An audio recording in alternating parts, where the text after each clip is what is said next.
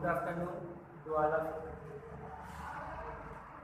आज हम second same में जो हमारा पेपर है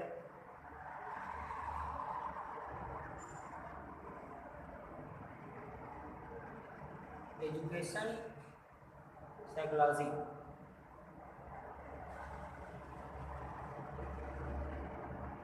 में एक टॉपिक है significance of child development for special education in understanding the learner with disability. कि जो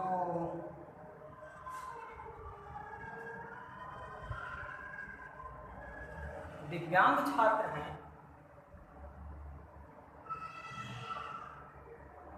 दिव्यांग छात्रों को एक विशेष अध्यापक किस प्रकार उनको पहचान सकता है,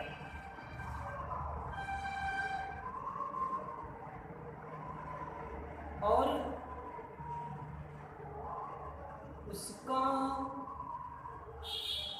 क्या महत्व, तो हम इस पे चर्चा करेंगे।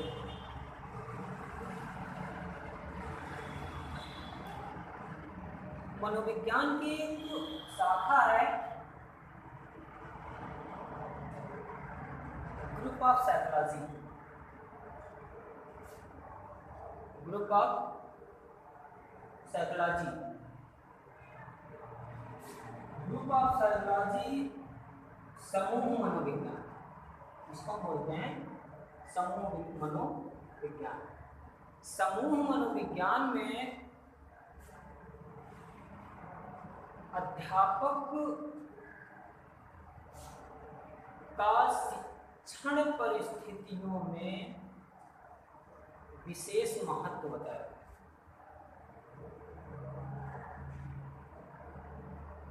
शिक्षण परिस्थितियों को उत्पन्न करने में,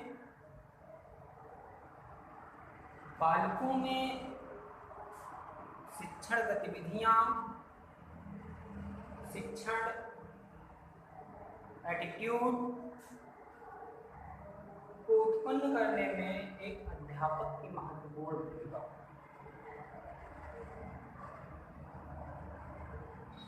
हम देख लेते हैं कि दिव्यांग बालक जो होते हैं उनकी पहचान किन क्षेत्रों में करते हैं। तो उनकी पहचान के मुख्यतः जो क्षेत्र हैं, जो दिव्यांग बालक होते हैं, दिव्यांग बालकों की पहचान के जो मुख्य क्षेत्र हैं, मुख्यतः हम इन क्षेत्रों में देखते हैं कि दिव्यांग बालक अगर है तो एक स्पेशल एजुकेटर उन बालकों को इन क्षेत्रों में पहचानता है। पहचानने की जो हम क्षेत्र बात करेंगे तो उसमें टू टाइप, हम मुख्यतः दो प्रकार से पहचानते हैं। एक तो निरीक्षण विधि और सेकंड जो होती है चिकित्सकीय परीक्षण। कि जो अध्यापक होता है, अध्यापक कक्षा में निरीक्षण विधि का प्रयोग करते हुए बालकों की जो दिव्यांगता होती है के कारण जो कमियां होती हैं उनको पहचानने में महत्वपूर्ण भूमिका। तो हम वो जो निरीक्षण के क्षेत्र हैं अध्यापक के द्वारा देखे जाने वाले, उन पर चर्चा करते हैं। तो उसके मुख्यतः जो क्षेत्र हैं वो निम्न हैं। एक तो अध्यापक देखने के आधार पर, निरीक्षण के आधार पर दृष्टि का निरीक्षण करता है। बालक में दृष्टि जो है वो किस स्तर तक है। जैसा हम लोग बातें करते हैं कि जो ब्लाइंड होते हैं, विजुअली इम्पेयर्ड जो होते हैं, वो मुख्यतः दो प्रकार हैं। एक तो टोटली ब्लाइंड, नेक्स्ट जो होते हैं लो विजन। लो विजन में बहुत सारी कैटेगरीज देखते हैं, उनको पहचानना, उनको समझना डिफिकल्ट है, लेकिन एक टीचर का काम है कि उसको पहचाने। नेक्स्ट जो क्षेत्र है वो हम देखते हैं श्रवण शक्ति, कि उस बालक अपने श्रवण इंद्रिय का प्रयोग किस स्तर तक कर पा रहा है, या क्या प्रॉब्लम क्रिएट कर रहा है। नेक्स्ट जो हम क्षेत्र देखते हैं गतिशीलता, मीन्स लोकोमोटर, एक स्थान से दूसरे स्थान तक आने जाने के लिए, आने जाने में विद्यार्थी को, बालक को कोई समस्या नहीं। नेक्स्ट है संप्रेषण या कम्युनिकेशन। संप्रेषण वह माध्यम है जिसके द्वारा हम अपने विचारों को दूसरे व्यक्ति तक पहुंचा पाते हैं और दूसरा व्यक्ति अपने विचारों को हम तक पहुंचाता है। That is communication. सामाजिक भावात्मक संबंध, इसमें हम देखते हैं कि सामाजिक भावात्मक संबंध सोशल लर्निंग थ्योरी में आपने पढ़ा होगा, जो अल्बर्ट बंडूरा का है। इसमें बालक सामाजिक गतिविधियों द्वारा, सामाजिक क्रियाओं के द्वारा सीखता है। तो वो जो सामाजिक भावात्मक संबंध है सोसाइटी का और बालक के जो अपने विचार हैं, उनकी जो भावनाएं हैं, उनके बीच में क्या संबंध हो। नेक्स्ट जो क्षेत्र है इम्पॉर्टेंट है, अगर शिक्षा की दृष्टि से देखें बहुत ज़्यादा इम्पॉर्टेंट है, बुद्धिमत्ता, इसको हम बोल देते हैं IQ। ठीक है, कि बालक का जो IQ लेवल है वो कितना है। जैसे हम सामान्य की बातें करते हैं, सामान्य बालक का IQ लेवल की बात करते हैं तो 90 से 110 जो IQ लेवल होता है वो सामान्य बालकों का माना जाता है। ठीक, विशेष इनसे डिफरेंट होते हैं। अब इन जो क्षेत्र हैं, ये जो क्षेत्र हैं, इन क्षेत्रों में स्पेशल एजुकेटर है, वह किस प्रकार से इन दिव्यांगों की मदद करता है, किस प्रकार से इन दिव्यांगों को पहचानने में मदद करता है, की बात हम करें। अगर हम इनके इम्पोर्टेंस की बात करते हैं कि एक टीचर जो होता है, टीचर का क्या इम्पोर्टेंस है, किस प्रकार से इन क्षेत्रों में ये पहचान करने में मदद करता है, ये बात करें तो बौद्धिक स्तर एवं समझ। अध्यापक को अपना अध्यापन कार्य करते समय, अध्यापन गतिविधियां उत्पन्न करते समय सदैव यह बात ध्यान रखनी चाहिए कि वह जिन विद्यार्थियों को, जिन बालकों को शिक्षण कार्य कराने जा रहा है, उनका बौद्धिक स्तर, उनकी समझ कैसी है, इस चीज का ज्ञान अध्यापक को होना चाहिए कि उसके जो स्टूडेंट्स हैं वह कितना उनका बौद्धिक स्तर क्या है, उनका समझने का स्तर क्या है। अभिरुचि, जो आधुनिक शिक्षा है, जिसमें पहले की जो शिक्षा पद्धति सिर्फ और सिर्फ कुछ क्षेत्रों पर विकसित है, लेकिन जो आधुनिक शिक्षा है उसमें कहा जाता है कि बालक का हम बहुमुखी विकास करें।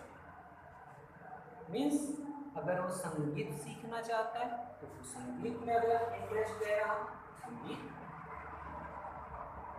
अगर सब्जेक्ट की बात करें तो साइंस पढ़ना चाहता है तो साइंस, हिंदी पढ़ना चाहता है तो हिंदी, अगर गणित में इंटरेस्ट ले रहा है तो गणित। जिस सब्जेक्ट में वो ज़्यादा इंटरेस्ट ले रहा है तो उसके इंटरेस्ट को पहचानना, इसमें महत्वपूर्ण भूमिका रहती है। सेकंड इम्पोर्टेंस टीचर्स का जो है, जो स्पेशल एजुकेटर का है as a counsellor. As a counsellor teachers का जो कार्य है वो ये कि जो काउंसलर परामर्शदाता होता है वह अध्यापक as a special educator. As a special educator आप अपनी कक्षा में, जैसा कि हमने पहले बिंदु में बताया कि आप बौद्धिक स्तर को देखेंगे, तो बौद्धिक स्तर देखने के बाद जो काउंसलिंग आप करेंगे, काउंसलिंग अभिरुचि, बौद्धिक स्तर और उनकी समझ के आधार पर आप कक्षा को सेलेक्ट, कक्षा में पढ़ाने वाले कंटेंट को, कक्षा में दिए जाने इंस्ट्रक्शन को आप सेलेक्ट करें। जो क्लास होती है, क्लास में अगर गतिविधियाँ होती हैं और वो गतिविधियाँ कहीं ना कहीं किसी वजह से अगर बालकों के अनुरूप नहीं होती हैं तो वह प्रभावित करती हैं वह बालकों को। और किस प्रकार से? बालकों के मेंटल, जो बालकों में मेंटल प्रॉब्लम्स होती हैं, अगर कक्षा की गतिविधियाँ के अनुकूल, विद्यार्थियों के अनुकूल नहीं है तो वो मेंटल प्रॉब्लम्स क्रिएट करती हैं। और जब मेंटल प्रॉब्लम्स क्रिएट होती हैं विद्यार्थियों के लिए तो उनके कारण विद्यार्थियों में हीनता, असुरक्षा की जो भावनाएं होती हैं वो व्याप्त हो जाती है। हीनता, असुरक्षा की जो भावना होती है वो विद्यार्थियों में व्याप्त होती है। और जब हीनता, असुरक्षा की भावना विद्यार्थियों में व्याप्त होती है, उनके अंदर डर और भय व्याप्त होता है, तो ये डर और भय के कारण विद्यार्थी एजुकेशन प्रॉब्लम्स क्रिएट करते हैं। जो शैक्षिक समस्याएं होती हैं, शिक्षा से संबंधित समस्याएं होती हैं, वो क्रिएट करने लगते हैं। तो एज अ स्पेशल एजुकेटर दायित्व होता है कि एज अ काउंसलर कक्षा की गतिविधियों को पहचाने, क्योंकि अगर कक्षा की गतिविधियाँ नहीं होती हैं, डिस्प्लीज होती हैं, मेंटल प्रॉब्लम्स क्रिएट होती हैं और मेंटल प्रॉब्लम्स के कारण बालकों में हीनता, असुरक्षा की भावना व्याप्त होती है। और हीनता, असुरक्षा की भावना के कारण बालक क्रिएट करते हैं educational problem, education problems create करते हैं। थर्ड इम्पोर्टेंस जो है education as a special educator, importance है और most important teachers means as a special educator, as a leader आप किस प्रकार से कार्य करते हैं। तो टीचर जो होता है एज अ लीडर वो 3 प्रकार से कार्य करता है। यूँ कह सकते हो कि जो टीचर्स होता है वो 3 प्रकार की दृष्टिकोण रखने वाले टीचर्स होते हैं। एक तो सत्तावादी, जिसको हम बोल सकते हैं नेतृत्व। जो सत्तावादी नेतृत्व है, इसमें जो अध्यापक होता है वह जो क्लास की गतिविधियां होती हैं उन गतिविधियों को वह अपने अकॉर्डिंग करने के लिए प्रेशराइज करता है। मीन्स सत्तावादी दृष्टिकोण में अध्यापक विद्यार्थियों की समस्याओं, उनकी भावनाओं, उनकी जो शैक्षिक प्रॉब्लम्स हैं उनको ध्यान में ना रख करके सिर्फ और सिर्फ अपने विचारों, अपने एटीट्यूड को विद्यार्थियों पे थोपता है। या यूँ कह सकते हो कि सत्तावादी नेतृत्व में टीचर्स अपनी गतिविधियों, अपनी संपूर्ण क्रियाओं को जो वो करना चाहता है उन सभी एक्टिविटीज के द्वारा विद्यार्थियों को सिखाता है। इसमें विद्यार्थियों के लिए कोई औचित्य नहीं। इस दृष्टिकोण, इस सत्तावादी नेतृत्व के कारण बालकों में जो हम कह सकते हैं कि उनके अंदर जो संयमित होने की भावना वो तो होती है, लेकिन उनके अंदर एक ईर्ष्या प्रवृत्ति और आलोचनात्मक जो प्रवृत्तियां होती हैं वो जन्म लेती हैं। क्योंकि टीचर्स के जाने के बाद या ज़्यादा दिन टीचर के अपसेंट रहने के कारण विद्यार्थी टीचर्स को अपशब्द बोलना या उसके ना रहने पर शैक्षिक गतिविधियों को ना करने जैसी समस्याएं उत्पन्न करती हैं। सेकंड है प्रजातांत्रिक नेतृत्व। प्रजातांत्रिक जैसा कि नाम से है, इसमें हम ये कह सकते हैं कि इसमें अध्यापक और विद्यार्थी दोनों के विचारों का समन्वय होगा। दोनों के विचार अभिव्यक्त करने की स्वतंत्रता होती है और जिनके विचार में अध्यापक और स्टूडेंट्स में जिनके विचार उचित होते हैं उन विचारों के अकॉर्डिंग जो शैक्षिक कार्य होते हैं वो किए जाते हैं। हस्तक्षेपी नेतृत्व। हस्तक्षेपी नेतृत्व में क्या होता है, जिसमें मीन्स ये कि हस्तक्षेप ना करना। जो गतिविधियां होती हैं, जो गतिविधियां चल रही होती हैं, उन गतिविधियों को अध्यापक देखता तो है, लेकिन वह किसी भी प्रकार का उन गतिविधियों में कोई हस्तक्षेप नहीं करता। मीन्स ये कि बीच में जो हम बोल देते हैं कि टांग अड़ाने की बात है, तो उस तरह की चीज़ें यहाँ पर अध्यापक नहीं करता। किसी भी समस्या को सॉल्व करने के लिए विद्यार्थियों को स्वयं ही उन गतिविधियों को करना। टीचर्स लीडरशिप के बारे में 1943 में लिपिट और व्हाइट ने रिसर्च किया। उसके आधार पर जो रिजल्ट निकाला उसमें कहा कि सत्तावादी और हस्तक्षेपी नेतृत्व दोनों ही शैक्षिक गतिविधियों को ध्यान में रखते हुए, आधुनिक गतिविधियों को ध्यान में रखते हुए बालकों के बौद्धिक विकास के लिए उचित नहीं। प्रजातांत्रिक नेतृत्व है, इसको उन्होंने सर्वश्रेष्ठ माना और इसके कई सारे रिजल्ट भी उन्होंने प्रस्तुत किए। तो इस प्रकार से हम देख सकते हैं या कह सकते हैं कि जो स्पेशल एजुकेटर होता है उसका अधिगमकर्ताओं के समस्याओं को मेनली दिव्यांगता के